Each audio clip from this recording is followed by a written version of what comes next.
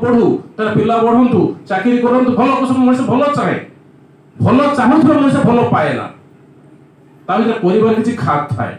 जो ठाकुर से सहज भाव में कहले करिबा ही पाइबार जननी करिबा ही पाइबार जननी कोन करिवे वर्तमान आचार्य से कथा कहउछथि कोन करिवे पिला को इष्टमुखी करिवे जन्मदिन सत्संग होउछि तो पिला को कहिवे ए ठाकुर तो जीवन सर्वस्व ए ठाकुर को लेके चलवा को पड़िबो ए ठाकुर को लेके बंचिबा को पड़िबो तो पाठ पढ़े ठाकुर को स्मरण करबा को पड़िबो परीक्षा हल पर ठाकुर को नाम करबा को पड़िबो सत्संग हले जीवा को पड़िबो जाबतीय कथा पिला को एबेटा सिखेबा को पड़िबो छोट बेल जहा सिखे देबे तो सेना जीवन सारा काम दबो आज बापा मां जन्मदिन गछ लगाउछथि खूब भलो कथा पुर जन्मदिन गछ लगाइबे एटा खराब कथा नुहो किंतु गछ लगाइथिबा पिलाटा सी बुझी पारुनी ए गछर सुरक्षा नबार दायित्व न मोर ताके खुशी होउची जे मोर जन्मदिन मो बाबा गोटे आंब गछ लगाइ देले मोर जन्मदिन मो बाबा गोटे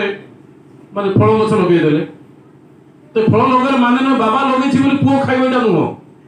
तार स्मृति पय लगाउछि तार कल्याण पय लगाउछि तार मंगल पय लगाउछि तो ता जन्मदिन समाज कल्याण हो समाज मंगल हो समाज आशीर्वाद करंतु एटा तो बापार इच्छा एगला पिला को कनसिव करबा को पड़िबो पिला को बुझाइबा को पड़िबो जो पिला बुझी पारे ना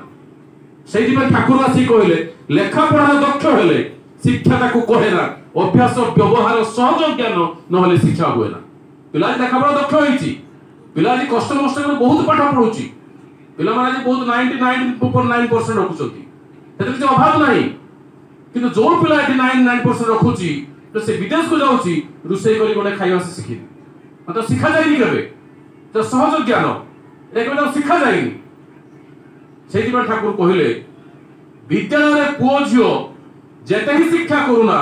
घर शिक्षा सुष्ट न हेले शिष्ट स्वभाव होए ना घर शिक्षा कोन तो घर शिक्षा ठाकुर कहले बापा मां झगड़ा कले पिला पिली देखे सर्वनाशर सदर द्वारे पिला पिली को रखे बापा मां झगड़ा न करबा उचित पिला का आगरे बापा मां एमिति किछि व्यवहार न करबा उचित पिला मानन का आगरे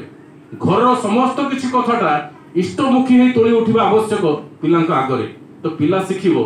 बाबा बाहरु आसिले मां जेमिति बाबा को सेवा दउची हमर कर्तव्य बाबा आसी कहते हम बाबा को सेवा दवा उचित तो देखा जाए कथा प्रसंग रे गोटे कथा मने पड़े परम पूज्य से आचार्य गोटे कॉन्फ्रेंस रे कहउतले स्वामी आसिले चाकचकेरु आसी घरे पहुंची गले पानी ग्लास दिए देलो सते बेले स्त्री कहउचंती पिलाटा को मु खीर दउची कोन तुमे देखि परनो तुमे को पानी ग्लास काने पी परिबोनी तो सेठी सर्वनाश आरंभ होला केमी सर्वनाश आरंभ होला छोटो पिला आपण भाबुसी कि जानि परनी सब जानुची से जानिला